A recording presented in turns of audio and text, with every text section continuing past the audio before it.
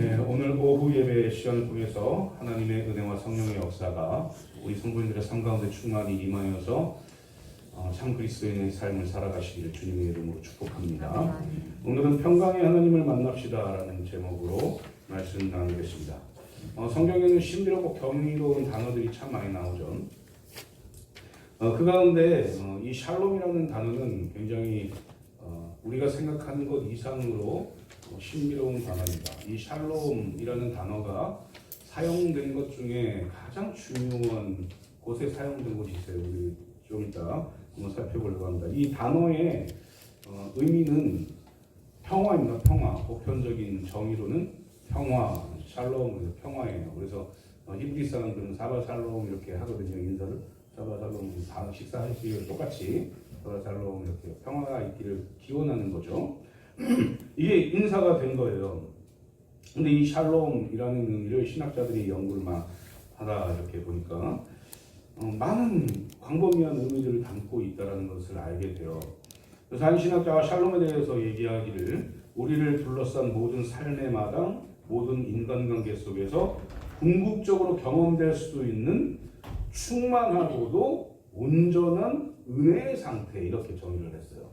그러니까 우리 삶 전반에 걸쳐서 하나님이 주시는 충만하고 온전한 은혜가 있는 상태가 바로 샬롬이다. 평화다. 성경에서 정의하는 이 샬롬의 정의입니다. 근데 샬롬의 의미와 정의를 가장 구체적으로 잘 나타내고 있는 부분이 어떤 부분이냐? 성경에서 예수 그리스도의 탄생하시는 부분입니다. 누가복음 2장 14절 말씀을 보면 천사들이 나와서 뭐라고 찬양하냐면 지극히 높은 곳에서는 하나님께 영광이요 땅에서는 하나님이 기뻐하시는 사람들 중에 평화로다, 이렇게 말씀하고 있어요. 그러니까 예수님의 탄생이 모든 만민들에게 평화가 된다는 거죠. 이 평화라는 단어가 샬롬이라는 단어입니다. 그러니까 다시 말하면 예수님께서는 이 땅에 오실 때 샬롬으로 오셨다고 선포하는 거예요. 이 누가복음 2장 14절 말씀. 그러니까 우리 예수 그리스도를 믿는 그리스도인들이 예수 그리스도를 믿는 그 순간부터 샬롬의 은혜가 있어야 된다는 것이죠. 사랑하는 성도님들, 예수 그리스도를 믿는 그 순간에 샬롬의 은혜가 임하셨습니까? 아멘. 그때가 기억이 나십니까 혹시? 좀 전이어야 돼요, 사실은. 우리에게 샬롬의 은혜는 매번 있어야 된다는 사실이죠. 왜요? 샬롬이신 예수 그리스도께서 우리를 위해 죽으셨고 그것을 우리가 믿기 때문에 그렇다. 이 샬롬이라는 단어는 이렇게 굉장히 신비롭고 경이로운 단어예요. 어떻게 예수 그리스도의 이 탄생을 어떻게 설명할 수 있겠냐는 거예요. 사람의 말로 도무지 설명할 수 없는 게 예수 그리스도의 탄생과 예수 그리스도의 죽음과 예수 그리스도의 구원이란 말이에요. 근데 이것을 샬롬을 위해서 예수님이 이 땅에 오셨다라는 사실입니다. 현재 우리가 2000년 전에 오신 그 예수 그리스도를 지금까지도 믿고 평화로우신 예수님, 샬롬으로 나에게 오신 예수님, 그래서 나는 예수 그리스도를 믿고 샬롬의 은혜를 누려야지 하면서 이게 그리스도인들의 어떤 그 특권이다라고 생각하면서 살지 않습니까?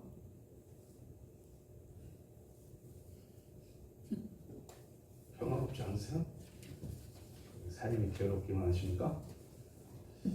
그래서 삶이 괴로우면 더 예수님을 찾아야죠. 평화이신. 현재 우리뿐 아니라 3200년 전 사사시대 때 있었던 이 기드온에게도 하나님의 샬롬이 임했어요. 당시 이 기드온이 살았던 이때는 너무 암울했습니다. 마치 지금 현재 이 세계와 이 나라를 보는 것 같이 너무 암울한 거예요. 소망이 없어요. 살 소망이 없었어요. 외적으로는 미디안의 침략을 받아가지고 재산과 온 터전을 다 뺏겼어요. 제가 이제 살펴보면서 말씀드렸잖아요. 타작하면 미디안 사람들이 와가지고 다 뺏어가요. 포도 딱 따면 다 뺏어가요. 곡식 다 뺏어가고 먹을 거 다 뺏어가고 심지어 아이들 뺏어가고 부인들 뺏어가고 다 뺏어갑니다. 뺏어가서 뭐해요? 자기들 배불리고 종으로 쓰는 거죠. 이 일을 7년 동안 겪고 있었어요. 그래서 외적으로는 이 미디안 사람들의 공격을 받아가지고 너무 암울했고, 내적으로는 또 채워지지 않는 목마름이 있었어요. 어떤 채워짐이요? 하나님으로부터 오는 이 은혜의 채워짐이 없었어요. 왜 없었을까요? 본인들 때문이거든요, 사실은. 본인들이 부도덕하고 타락하고 불순종해서 하나님을 찾지 않았기 때문에 내적으로 이런 암울한 그런 시대를 살고 있었다. 사랑하는 성도님들, 어떻게 보면 우리가 지금 똑같이 그런 시대와 같은 시대를 살고 있을 수도 있어요. 아무 바랄 수 있는 소망도 없고 그냥 하루하루 그냥 먹고 살기 힘들고 고난이 오고 경제적으로 힘들고 정신적으로도 힘들고 또 몸도 아프고 방황하는 그런 시대를 살고 있을 수도 있습니다.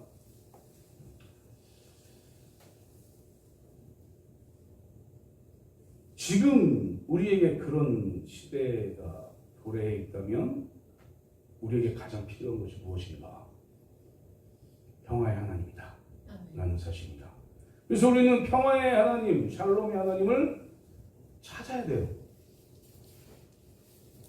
그 방법은 쭉 보면서 알 수 있지만 분명한 것은 우리가 소망을 잃어버린 시대에 소망을 찾기 위해 샬롬의 하나님을 찾아 나서야 된다는 거예요. 물론 이렇게 반박할 수도 있습니다. 저에게 하나님이 다 아시는데 다 해주셔야지. 해주실 수도 있죠. 그러나 하나님은 사람을 통해 일하는 분이시고 지금 이 기드온 시대 때에는 불순종으로 인해서 지금 징계받고 있는 상황입니다. 그런 상황이면 당연히 사람들이 찾아야죠. 당연히 돌아서서 평화의 하나님을 찾아야죠. 그래야 나라에 평화가 오는 거겠죠. 사랑하는 성도님들, 우리의 인생에서 샬롬의 하나님을 만나고 혹시라도 내가 하나님 말씀에 불순종해서 샬롬이 아니라 지금 괴로움 속에 있다면 잘 점검해가지고 그 괴로움에서 이겨낼 수 있도록 샬롬의 하나님께 회개하고 그렇게 다시 평화를 누리시는 저 성도님들 되시기를 주님의 이름으로 축복합니다. 오늘 우리가 보고 있는 본문 24절 말씀에 기드온은 뭐라고 말하고 있냐면 기드온이 여호와를 위하여 거기서 제단을 쌓고 그것을 여호와 살롬이라 하였더라 이렇게 말하고 있습니다. 제단을 쌓고 제단을 쌓다는 얘기는 제사 드렸다는 얘기 아니겠습니까? 예배 제사를 드리고 그 장소를 여호와 샬롬 평화가 하나님의 평화가 이곳에 임했다 이렇게 얘기하는 거예요. 샬롬의 하나님을 기드온이 만났다 이렇게 고백하는 것과 마찬가지입니다. 그래서 이 기드온은 샬롬의 하나님을 만나서 마음의 평안이 와서 삶이 변했다 라는 사실이에요. 지금 제가 말씀드린 걸 잘 기억하셔야 됩니다. 예수님 때에도 평화로 오신 그분을 믿고 그분의 말씀에 따라 살아갈 때 그렇게 산 사람들, 신약의 사람들이 삶의 변화를 누렸다. 그럼 지금 우리 현재 우리는요? 지금 현재도 마찬가지입니다. 성령 하나님을 통해서 평화로우신 예수 그리스도를 알게 된 우리가, 믿게 된 우리가 평화가 우리에게 임하기 때문에 그 예수 그리스도를 믿고 샬롬의 삶을 살게 되면 우리의 삶이 변한다 라는 사실을 믿으시기를 소망합니다. 그렇다면 이 기드온이 평강의 하나님을 만났는데, 샬롬의 하나님을 만났는데 언제 샬롬의 하나님을 만났을까? 첫 번째는 그의 삶의 터전이 무너져 내릴 때 평강의 하나님을 경험했다. 우리 지금 오늘 본문 전에 1절 말씀 제가 읽어드리면, 이스라엘 자손이 또 여호와의 목전에 악을 행하였으므로 여호와께서 7년 동안 그들을 미디안에 넘겨주시니 라고 고백합니다. 어떻게 했더니 미디안에게 넘겨줬어요? 여호와의 목전에 악을 행했어요. 이게 사사기의 어떤 사이클이잖아요. 여호와 앞에 악을 행하기 전에는 그럼 이스라엘의 상태는 어땠을까요? 너무 평안했던 상태였어요. 적의 침략이 없었고 자기 마음대로 부유하게 살았던 때예요. 그렇게 사니까 여호와의 목전에 또 악을 행했어요. 가장 좋은 게 뭘까요? 우리에게 가장 안정되고 평화로울 때, 그때 더 하나님을 찾은대요. 그렇지 않겠습니까? 내가 지금 평안하고 좋아. 너무 좋아요. 뭐 물질로도 건강으로도 아무 문제가 없어요. 심지어는 사춘기인 자녀도 내 속을 안 썩여. 그리고 부인이 갱년기인데 뭐라고 안 해. 뭐 이럴 때 더 하나님을 찾는 거예요. 이럴 때 악을 행하지 않고 더 선을 행하는 거예요. 그래서 하나님의 뜻을 자꾸 구하는 거예요. 그리고 그 뜻을 행하기 위해서 말씀대로 막 사는 거예요. 이러면 아무 문제가 없게 된다. 그런데 사람은 참 희한하죠. 평안할 때, 이 열왕기와 역대기를 보면 가장 악을 행했던 왕이 북이스라엘의 아합 왕인데, 이 아합 왕 때에 가장 부유했어요. 가장 살기 편했다고요.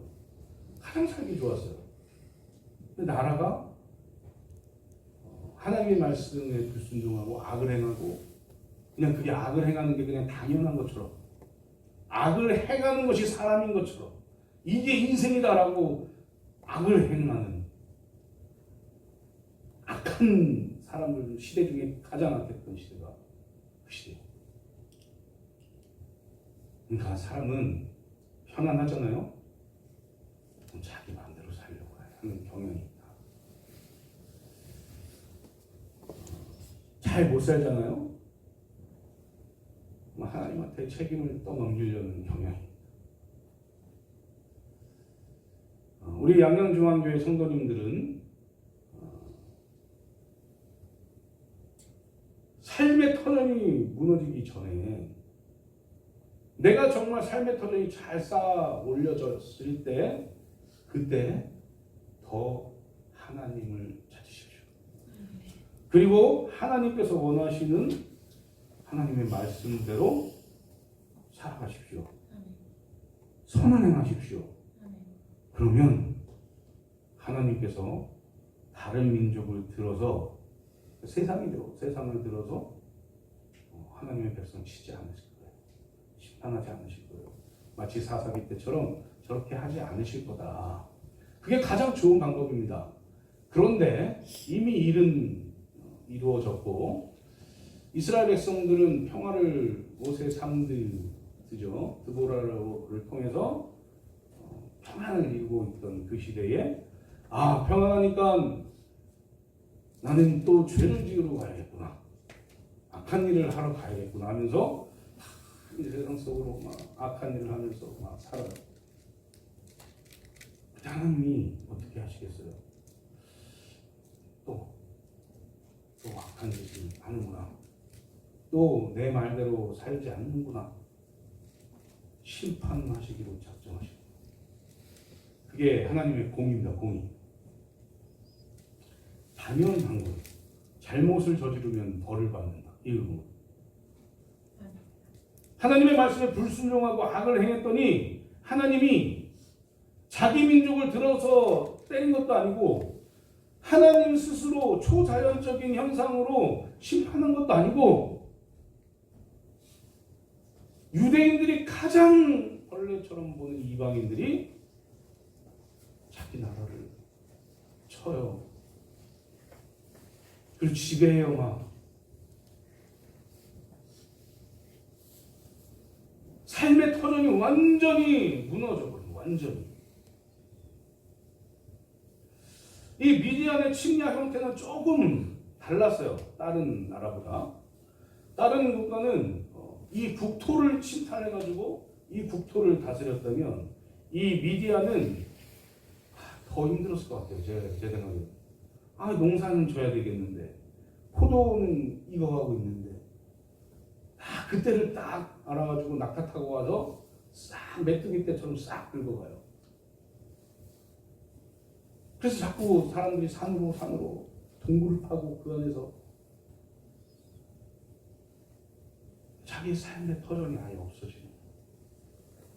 이 기도는 이제 미디안이 너무 두려우니까 제가 말씀드렸잖아요. 포도주 틀에서 곡식 털었다고.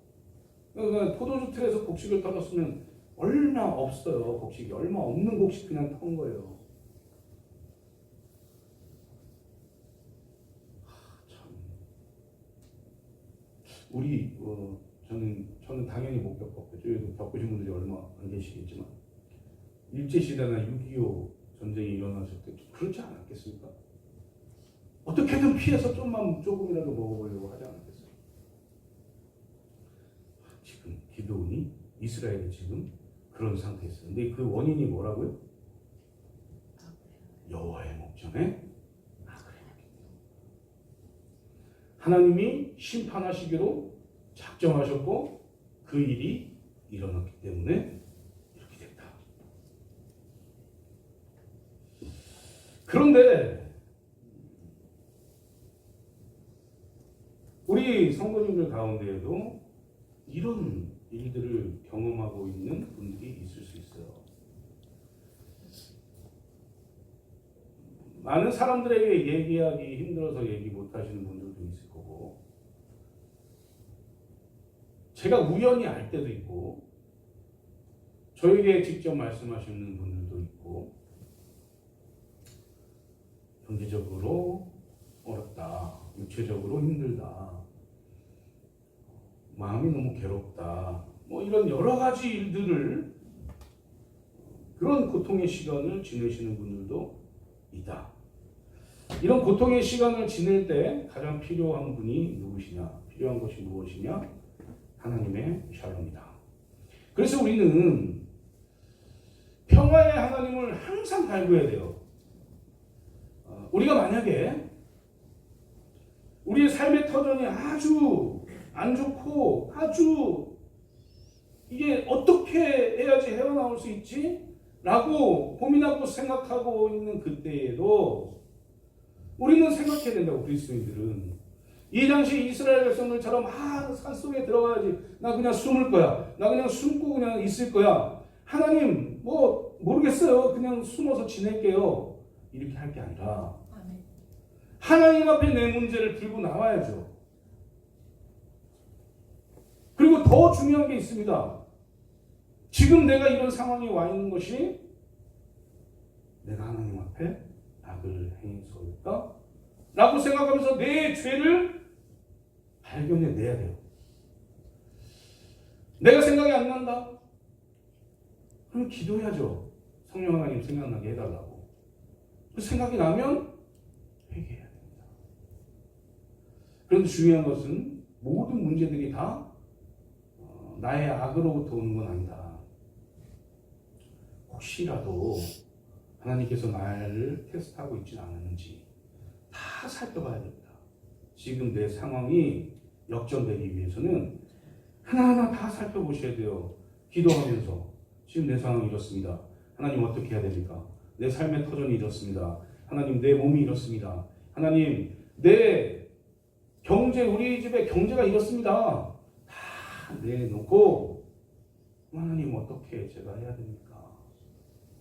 물어봐야죠.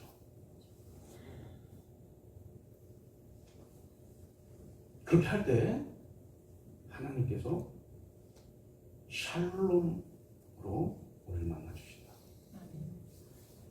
그러니 문제가 생길 때 기도하십시오. 근데 더 중요한 건 문제가 생기기 전에 기도하십시오. 평상시에 기도 많이 하십시오. 기도가 쌓이게 하십시오.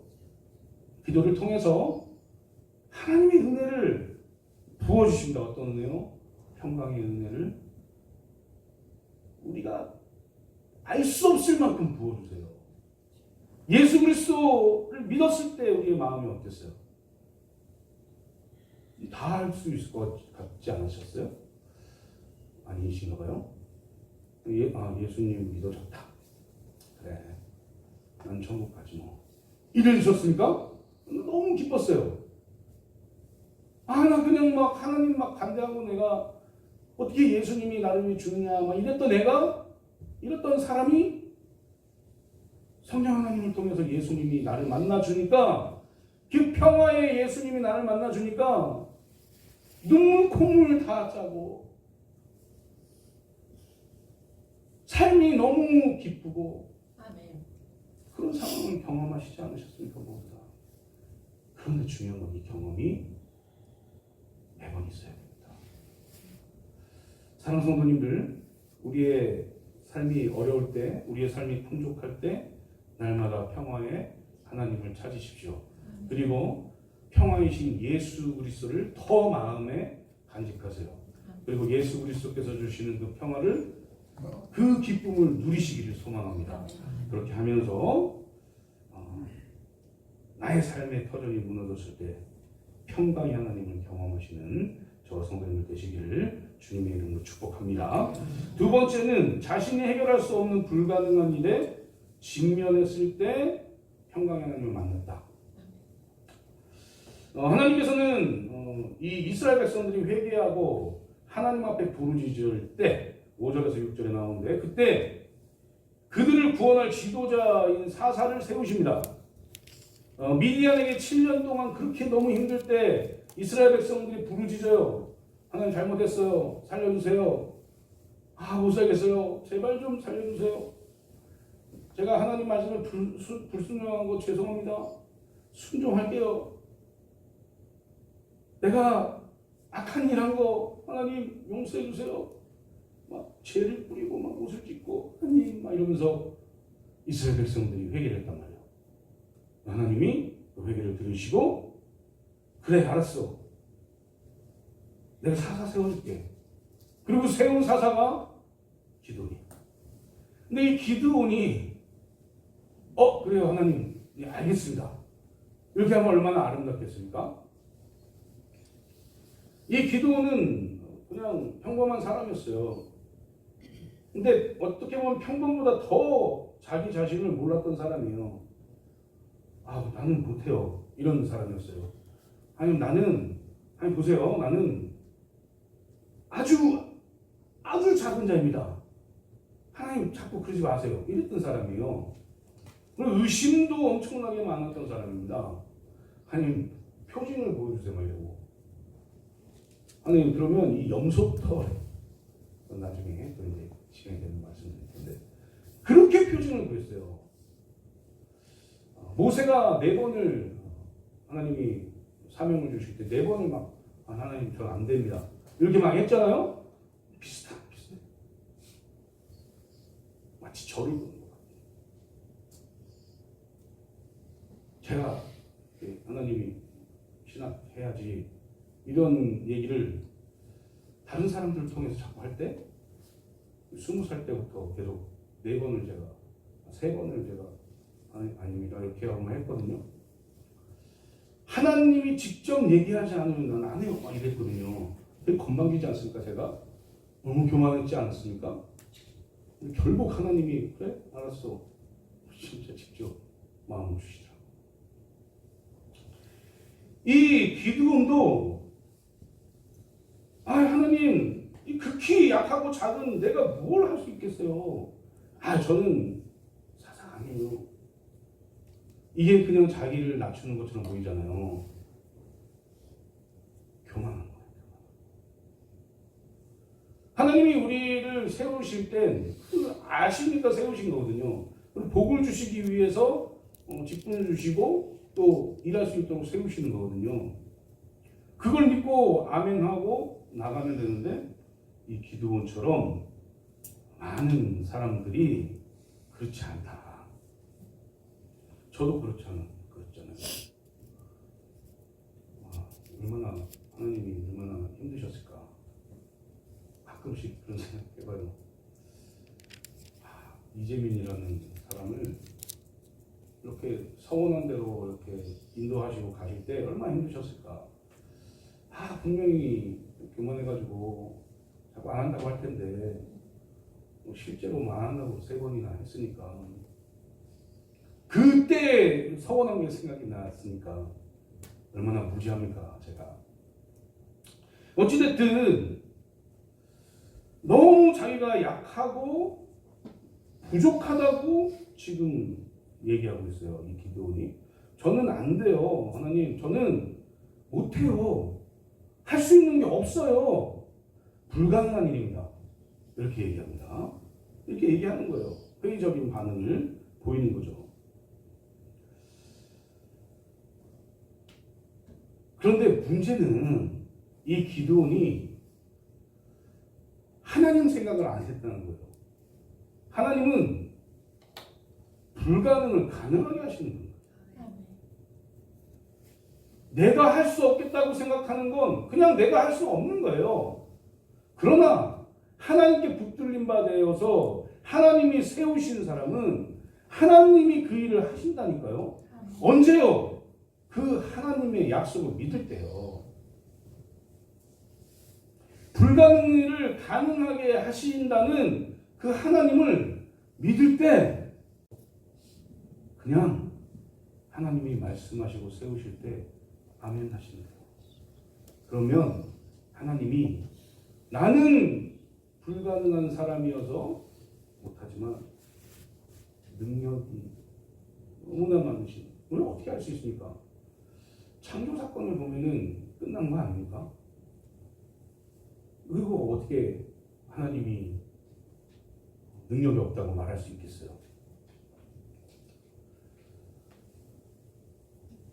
생각해 보십시오.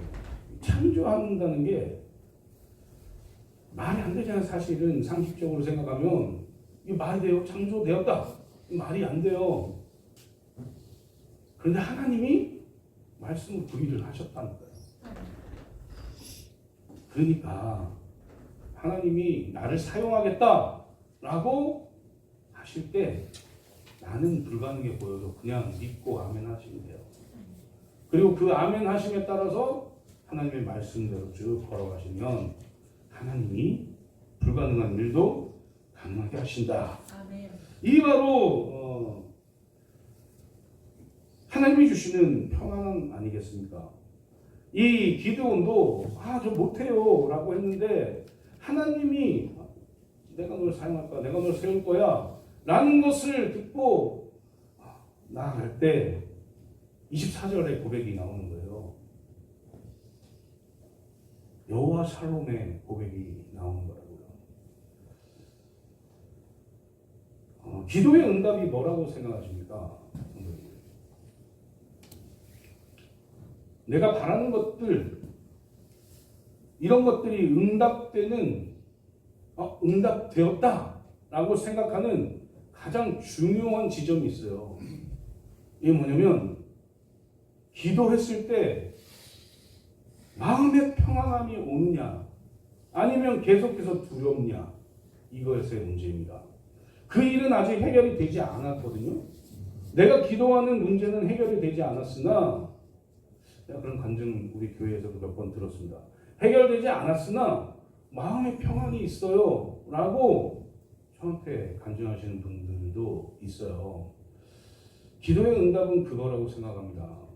마음의 평안. 여호와 샬롬이 나에게 임했느냐 아니면 계속해서 나는 내가 못해, 불가능해, 두려움 이런 것들이 나를 감싸고 있느냐. 사랑하는 성도님들, 우리가 그리스도인으로서 신앙생활을 죽을 때까지 해야 돼요. 안 하면 어떻게 돼요?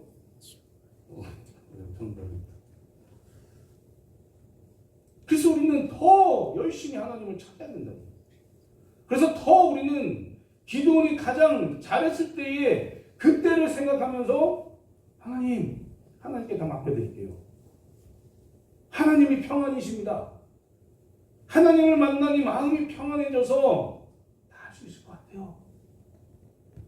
라고 하는 데까지 가야 된다고요. 사랑하는 성도님들, 여호와 살롬의 은혜를 날마다 누리시기를 소망합니다. 아멘. 못할 거 많이 있잖아요. 내가 지금 하는 것 중에 나 이거 못할 것 같은데 알아요. 하나님은 다 하시고 그래도 가시는 거예요. 하나님이 가라 하면 가시는 거예요. 하나님이 가라 했는데 자기가 나는 이제 모르겠다. 네가 알아서 해. 넌 갔으니까 네가 알아서 해. 이렇게 하시는 분이 아니라니까요. 가라. 그러면 항상 하나님이 그 옆에 있어요. 책임지시는 분이시고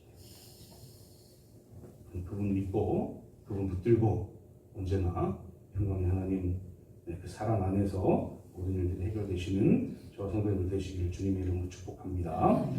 마지막 세 번째는 두려움이 느껴질 때 평강의 하나님을 경험했다. 기도는 두 가지 정도로 두려움을 느꼈을 것 같아요. 가장 크게 보면 한 가지는 7년 동안 괴롭혔던 미디안 때문에 두려웠을 거예요. 미디안이 낙타타고 오면 얼마나 두려웠겠어요.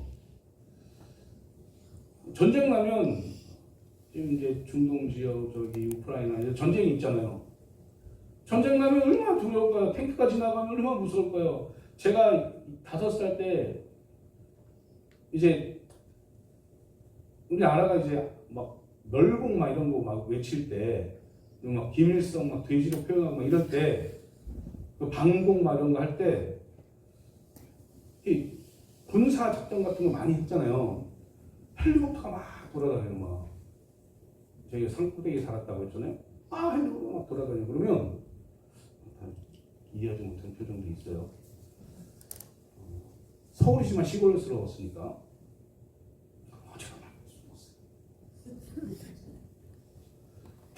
그러면서 소리까지 막 지르면서 와 엄마 막 이러면서 막 좀 밑에 막 숨고 막 이랬어요. 두렵더라고요 그렇게. 헬리콥터 지나가면 언제 걸리냐는 듯이.